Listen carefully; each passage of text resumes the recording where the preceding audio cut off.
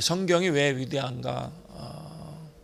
단순히 기록되어진 말씀이 하나님의 말씀으로 우리 하나님과 우리의 관계, 영혼 구원, 믿음, 예배, 기도, 찬송, 또 선교, 봉사, 희생과 헌신, 하나님과 우리의 관계에 대한 믿음의 내용만을 우리에게 가르치는 것이 아니고 실제로 우리가 이 땅에 살아가며 어떤 삶의 자세를 가지고 살아야 되는가, 우리의 영혼의 문제만이 아니고 실제 생활에 있어서 하나님의 자녀답게 이 세상에 구별된 거룩한 백성으로 어떻게 살아야 될 것인가. 오늘은 언어에 대해서, 우리의 혀에 대해서 말씀하고 있어요. 아마도 제가 이제 이 말씀을 읽고 준비하면서 상상하기를 이제 야고보가 목회를 하면서 교회 안에서 이제 교인들의 신앙생활 가운데 어쨌든 믿음의 삶을 살려고 애를 쓰지만은 그들의 실수 허물이 드러나는 여러 가지 문제들 중에 이 언어가 얼마나 큰 방해가 되는가, 아마 그렇게 생각하고 이제 권면하고 있는 것 같아요. 사실 우리의 영혼 구원뿐만 아니고 우리의 삶 전체가 구원받음으로 인해서 하나님의 자녀로 변화된 삶을 살아야 되겠죠. 내가 구원을 받았기 때문에 천국행 티켓을 받아서 이제는 내 마음대로, 내 생각대로, 내 기분대로 살아야 되겠다가 아니고, 그렇기 때문에 우리가 하나님의 자녀답게 이 세상에 하나님의 영광을 드러내는 생을 살아야 되기 때문에 우리가 거룩한 모습으로 살아가고 진실의 삶의 자세로 살아가야 되겠지만은 언어 생활에 있어서도 변화된 모습이 나타날 수 있어야 된다라는 것입니다. 그리고 늘 강조해서 드리는 말씀은 우리가 이 시대와 역사 가운데 책임적인 존재, 이 나라 이 민족은 정치 지도자들이 알아서 할 것이다라고 우리가 막연하게 기대하고 다 맡기는 것이 아니고, 사실은 믿음의 사람들 한 사람 한 사람 얼마나 중요한가. 우리는 이 사회를 건강하고 건전하게 만들 책임이 있어요. 머리띠를 두르고 뭐 나가서 시위하자 그런 이야기가 아니고, 내 삶의 자리에서 내게 주어진 그 삶의 여정 가운데 하나님의 자녀답게 우리가 하나님의 그 영광을 드러내고 우리의 거룩함을 드러내야 되는데, 특별히 언어 생활에 있어서도 세상 사람들과 다르게 구별되어진 모습을 보일 수 있어야 된다는 것입니다. 그래도 저 자신의 경험도 마찬가지예요. 젊은 날에 하나님의 은혜와 사랑, 예수 그리스도를 이제 전격적으로 경험하고 그 하나님의 그 엄청난 사랑에 그 마음이 뜨거워지니까 하나님의 말씀이 생명의 말씀 하나하나 내 가슴판에 새겨지고 그 말씀들이 얼마나 그 감격스러운지, 그래서 그 말씀들을 이제 암송하기도 하고 또 이렇게 되뇌이면서 묵상하기도 하고. 근데 하나님께서 제일 첫 번째 주셨던 말씀이 뭐냐? 제가 제일 처음으로 머리털 나고 제일 처음으로 암송했던 말씀이 뭐냐? 에베소서 4장 29절이에요. 에베소서 4장 29절에 어떤 말씀이 있는 거 아니? 무릇 더러운 말은 너희 입 밖에도 내지 말고 오직 덕을 세우는데 소용이 되는 대로 선한 말을 하여 듣는 자들에게 은혜를 끼치게 하라. 저 젊은 날에는 격정적이죠. 그리고 또 다소 표현이 직설적이지 않습니까? 돌려서 우회해가지고 얘기하지 않고 그냥 감정대로 생각이 나는 대로 그렇게 이제 정직하게 솔직하게 얘기하는 것이 좀 바람직하지 않겠느냐. 그래서 이제 생각나는 대로 감정대로 막 이야기하고 표현하니까 때로는 다른 사람을 위해서 아니면 내 솔직한 그런 고백을 한다고 이야기하지만은 그것이 사람들에게 얼마나 큰 상처가 되고 아픔이 되는가, 그런 것들을 여러 번 경험했기 때문에 나의 언어 생활에 대해서 큰 고민과 걱정 가운데 있을 때 주님이 말씀하시는 거예요. 무릇 더러운 말은 너희 입 밖에도 내지 말고. 이 더러운 말이라는 것은 우리가 아주 음란한 말뿐만이 아니에요. 다른 사람에게 상처가 되고 낙심이 되는, 또 부정적인 하나님의 영광을 가리우는 그러한 불신앙의 말, 그 모든 것을 포함하는 거죠. 무릇 더러운 말은 너희 입 밖에도 내지 말고, 이제 부정적인 불신앙의 말, 그런 것들을 절대로 표현해서는 안 된다. 우리 마음이 있을 수 있죠. 사람이기 때문에 상처를 받기도 하고 섭섭하기도 하고 화가 나기도 하고 내가 계획대로 되어지지 않은 낙심이 되어지기도 하고, 그래서 내 마음에 여러 가지 생각들이 있기 때문에 나도 모르게 그냥 그렇게 툭 튀어져 나올 때가 있죠. 그러나 분명히 너희 더러운 말은 너희 입 밖에도 내지 말고 오직 덕을 세우는데 소용이 되는 대로 선한 말을 하여. 자기 자신뿐만 아니라 다른 사람에게, 또 소속된 그 공동체, 그 교회의 많은 성도들, 믿음의 식구들에게 덕을 세울 수 있는 그러한 선한 말을 하여 듣는 자들에게 은혜를 끼치게 하라. 듣는 자들에게 은혜를 끼치게 하라. 그럼 어떻게 해야 되겠습니까? 희망의 말, 긍정적인 말, 신앙의 말, 감사의 말, 다른 사람에게 용기가 되고 힘이 되는 말. 우리는 의도적으로, 의지적으로 사실은 쉽게 되어지지 않지요. 그럼에도 불구하고 우리 언어 생활에 있어서도 하나님 영광을 드러낼 수 있어야 된다는 거예요. 우리가 우리에게 맡겨진 사명, 온 세계 많은 사람들, 믿지 않는 불신앙의 사람들에게 복음을 전해야 될 사명과 책임이 우리에게 있지요. 복음을 전하는 것도 중요하지만 그러나 앞에서 말씀드린 대로 우리의 선한 언어 생활로 인해서 하나님의 영광이 드러나도록 이 사회가 건전하고 건강한 사회가 되도록 우리가 힘을 쓰고 노력해야 될 것을 우리가 잊어서는 안 된다라는 것입니다.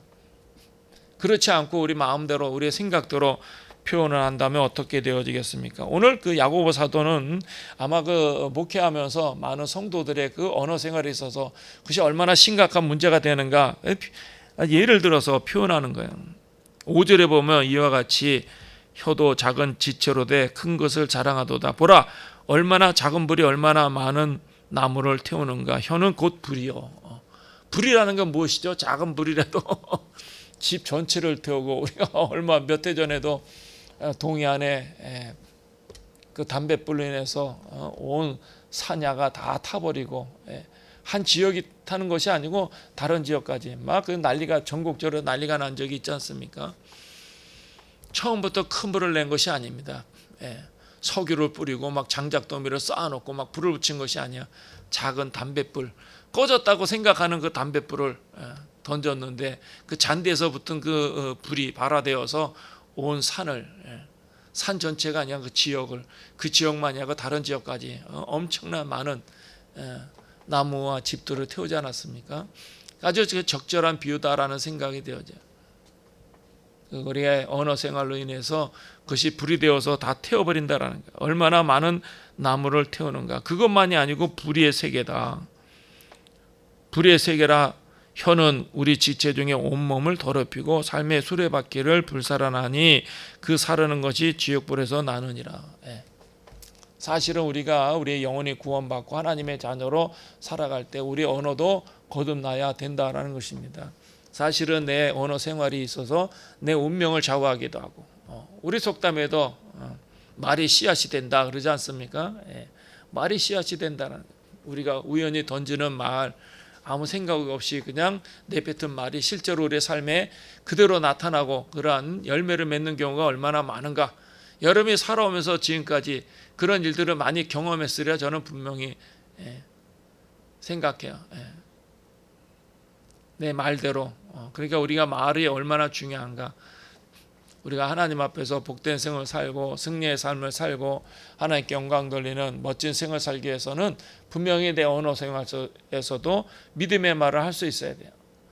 형편이 어렵고 힘들고 여러 가지 고민과 갈등 가운데서도 부정적인 언어를 거부하고 감사의 말, 기쁨의 말, 신앙의 말, 희망적인 말, 나는 잘 될 것이고 성공할 것이고 응답받을 것이고 하나님이 큰 능력으로 날 지켜주시고 나는 승리하게 될 것이고 위대한 생을 살게 되어질 것이다. 제가 가끔은 드리는 말씀이 있지 않습니까? 신앙생활에 가장 중요한 것은 우리의 신앙의 고백. 신앙의 고백이 겨우 나의 믿음을 지켜주는 거예요. 우리 하나님의 능력과 응답과 기적과 어떤 열매도 우리의 신앙을 지켜주고 우리의 믿음을 단단하게 하고 우리에게 들려준 하나님의 말씀들도 우리의 믿음을 더 아름답게 하고 성숙하게 하지만은 그러나 우리의 언어도 마찬가지예요. 우리가 끊임없이 그런 신앙의 고백 제가 비유로 들어서 말씀드리지 않습니까? 베드로는 가이사 빌립보에서 주는 그리스도시요 살아계신 하나님의 아들입니다. 예수님이 얼마나 칭찬하셨어요. 그러나 그 이후에 그는 예수님에 대한 신앙의 고백이 없어요. 그러나 사도 바울은 자기가 개척한 교회 교우들에게 편지 쓰면서 자기의 신앙에 대해서 자기 믿음에 대해서 자기가 주님과의 그 관계에 대해서 끊임없는 신앙의 고백 그 신앙의 고백으로 인해서 그 사도 바울은 실패하지 않아요. 마지막에는 자기의 생명을 기꺼이 선택적으로 들여서 순교의 잔까지 마시게 되어지는 것이죠. 그래서 우리가 스스로 부끄러워하지 않고 사람들 앞에서 하나님 앞에서 신앙 고백하는 것이 얼마나 중요한가. 우리 언어 생활도 마찬가지예요. 우리의 운명이 바뀌고 미래가 바뀌고 복된 생을 살기 위해서는 끊임없이 믿음의 말, 신앙의 말, 그 하나님 앞에 그 감사의 말을 끊임없이 할 수 있어야 된다라는 것입니다. 그렇지 않으면 때로는 그 언어 때문에 우리가 실패하기도 하지요. 8절에 보면은 혀는 능히 길들일 사람이 없나니 쉬지 않으나 악이요 죽이는 독이 가득한 것이라. 우리가 저 주변에 개나 고양이, 말, 심지어는 돼지, 나는 새들도 사람이 잡아다가 길을 들여서 그 제주를 보기도 하고 그런 그 제주를 보면서 사람들이 즐거워하기도 하고, 수족관에 있는 그 덩치 큰 고래도 조련사에 의해서 움직이지 않습니까?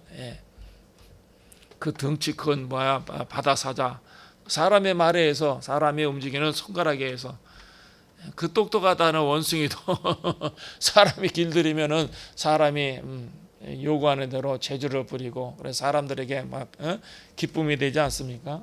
그러나 그 작은 혀, 얼마 되지 않는 혀는 절대로 길들여지지 않는다는 거예요. 어떻게 하면 되겠습니까? 사실은 우리의 근본적인 마음과 생각이 날마다 변화되어지고 새로워져야 되겠죠. 이 언어라는 것은 사실은 속에서 나오는 것이지 않겠습니까? 내 생각과 내 감정, 내 의지가 그 밖으로 언어로 표현되어지는 것이기 때문에 내 속사람이 날마다 거듭나고 새로워지지 않으면 그런 선한 말, 아름다운 말, 희망의 말, 긍정적인 말, 믿음의 말을 할 수 없게 되어진다는 거예요. 그래서 끊임없이 하나님 앞에서 하나님의 말씀을 듣고 배우고 내 마음과 생각이 날마다 변화되어져야 돼요. 그렇지 않고는 혀를 통제할 수가 없다는 거죠. 우리의 잘못된 언어 생활로 인해서 사람들에게 상처를 주는 건 둘째 문제고, 하나님의 영광을 가릴 뿐만 아니라 더 나아가서 내가 원하고 계획하고 내가 의도하고 내가 목표하는 것도 얻지 못할 때가 많이 있다는 거예요. 그래서 하나님 앞에 언어 생활이라는 것, 사실은 그 언어로 사람들에게 때로는 희망이 되고 용기가 되고 때로는 상처가 되고 살인적인 무기가 될 수 있지만은, 여러분 한번 생각해 보세요. 내가 던지는 말을 누가 가장 잘 듣겠습니까? 상대방 향해서 희망적인 말, 듣기 좋은 권면의 말, 용기의 말, 위로의 말을 하고 때로는 사람들에게 상처가 되는 험한 말을 한다 하더라도 그 말을 제일 많이 듣는 사람은 누구이겠습니까? 내 자신이라는 거예요. 내가 던지는 말은 내가 하기 때문에, 내 생각 속에 나오기 때문에 내 말은 내가 들어요. 여러분도 대화하다 보면 관심이 없는 사람이라든가 나와 상관없는 사람의 말에 집중하거나 귀를 기울입니까? 그렇지 않아요.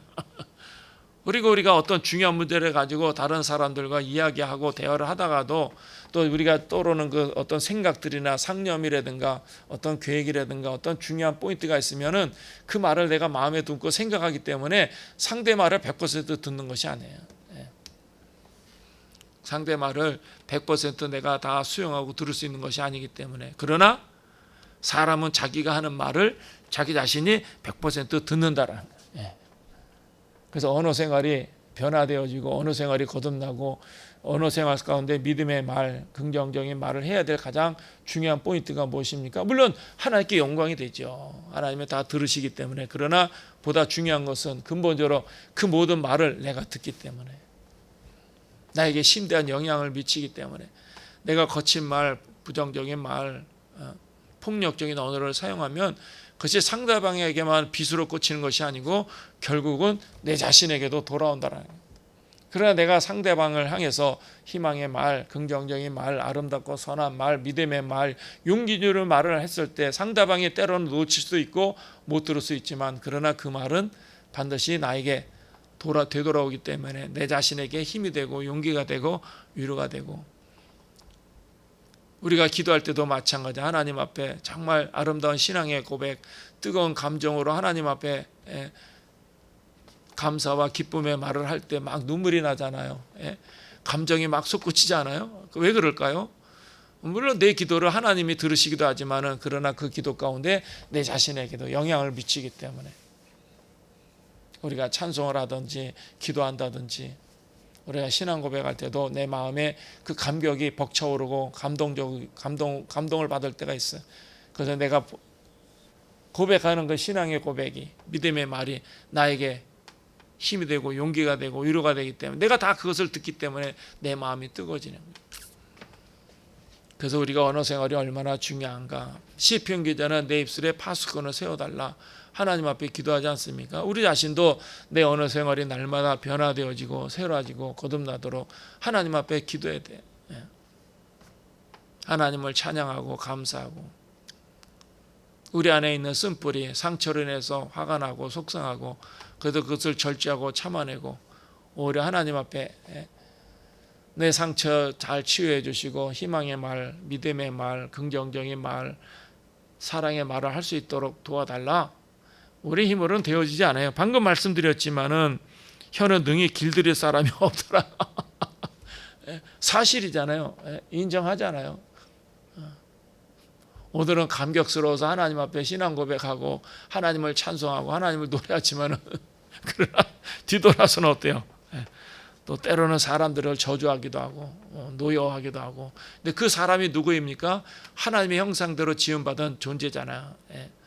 사람을 욕한다라는 것은 사실은 엄밀히 따져보면 하나님을 욕하는 것과 같죠. 하나님이 다 창조하시고 그들을 다스리시고 주관하시는데 그 뒤에 하나님이 계시는데 우리가 사람들은 막 저주한다라는 것은 결국 하나님을 저주한다라고 볼 수가 있어요. 그래서 9절에 보면 이것으로 우리가 주 아버지를 찬송하고 또 이것으로 하나님의 형상대로 지음을 받은 사람을 저주하나니 10절 한 입에서 찬송과 저주가 나오는도다. 내 형제들아 이것이 마땅하지 아니하니라. 우리는 그저 믿음의 말, 우리가 늘 하나님 앞에 찬송하고 감사의 고백을 하고 믿음의 말을 하는 것처럼 사람에 대해서 내 환경과 형편에 대해서 항상 그런 희망의 말을 할 수 있어야 된다라는. 그러니까 내 자신이 그렇게 혀를 길들일 수 없기 때문에 하나님 앞에 기도해야 돼. 기도. 그리고 혹여라도 내가 실수하고 내 허물이 드러나서 하나님의 영광을 가리울 때라도 하나님 앞에 고백하는 거죠. 하나님, 내가 실수했습니다. 나를 긍휼히 여겨달라. 나를 불쌍히 여겨달라. 그렇게 하나님 앞에 내 언어가 실수하는 것을 시인하는 그 과정이 필요해요. 그래야 내 언어 생활이 거듭날 수 있어야 된다는 것입니다. 그리고 근본적으로 오늘 1절에 보면 내 형제들아 너희는 선생된 우리가 더 큰 심판을 받을 줄 알고 선생이 많이 되지 말라. 남을 가르치려 하는 태도, 우리가 무엇인가 알고 똑똑하고 많은 경험하고 그러면 사람들에 대한 안타까운 마음, 사랑하는 마음이 있기 때문에 좋은 것을 주고 싶고 또 가르치고 권면하고 싶은 마음이 있지만은 그러나 조심하라는 거죠. 조심하라는 거예요. 선생이 많이 되지 말라. 하나님의 말씀을 전하는 것 외에는 사람들을 가르쳐 드리지 말라. 그러니까 제가 주의 종이 되고 나서 목회자의 길을 걸어갈 때 하나님이 가르치다. 하나님의 말씀 외에는. 그래서 제가 어쨌든 하나님의 말씀을 전할 때도 간증이라든지 제가 체험한 거라든지 제 생각이라는 것을 어쨌든 절제되겠다. 성경이 무엇을 이야기하는가 근데 결심했죠. 그게 잘 되고 있는지는 저는 잘 모르겠어요. 여러분이 판단하실 일이지만은 그러나 그래서 내가 막 재밌는 얘기, 경험한 이야기, 듣기 쉬운 이야기 그런 것보다도 성경은 과연 우리에게 무엇을 이야기하는가, 성경에 담겨진 하나님의 메시지가 무엇인가, 우리가 깨달아야 될 하늘의 비밀이 뭔가, 그래서 가르쳐야 되겠다 이제 그렇게 생각한 거죠. 왜냐하면 지금 말씀드린 대로 너희는 선생된 우리가 더 큰 심판을 받을 줄 알고 선생이 많이 되지 말라. 목회자가 되어서 교우들을 가르치는 그런 태도로 한수 훈수 둔다라는 생각으로 그렇게 가르쳐서는 안 된다. 그것이 처음에 주님께서 저에게 말씀하신 거기 때문에 늘 조심한다라고 생각하죠. 오늘만이 아니고 평생 우리 언어 생활에 있어서도 경건과 거룩을 이루어야 돼.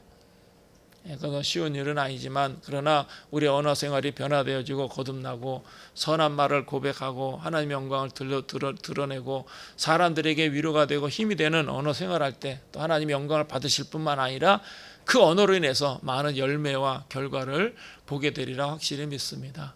오늘도 아름답고 건강한 언어 생활을 이루는 저 여러분이 되기를 바랍니다.